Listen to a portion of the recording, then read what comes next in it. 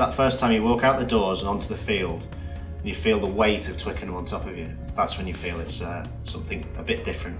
I think for me as well, just the sensation of that sort of Twickenham experience, there isn't a word to describe it. You know, it's for all of us players, it's the greatest achievement, it's the pinnacle of what you do. You know, in the middle of winter, you know, you're away getting the 7 bells knocked out of you, it's freezing cold, you don't really want to be there, and then those Twickenham days make it all worthwhile. Yeah, it's just a very special experience.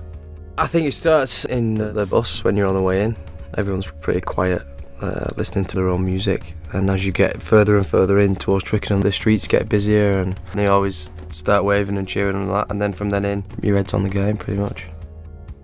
Walking in the change room, it's a relief to be in there. The build and the nervous tension the 2 days before the game is finally over, it's about to happen. So actually, in a bizarre way, the nerves come before. Once you hit the changing room, it's game on.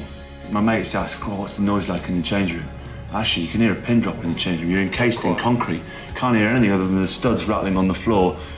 When I first played, you went blazer and tie to the game, not tracksuits in and out. You used to take your trainers with you before the game to practice on the scrum machine.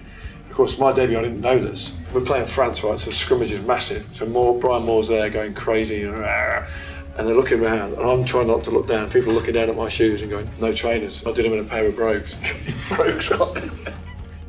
Match day especially, you know, we talked about the bus journey in, you got a lot of time to think, and finally when you get there it's a bit of a relief because it's finally time to go perform.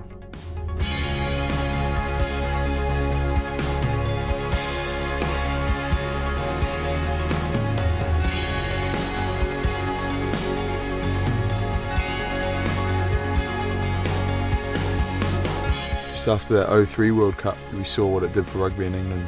Kind of boomed and a lot more interest in the game, and I think especially if we could win it 2015 on home soil, you know, the interest in rugby would go through the roof.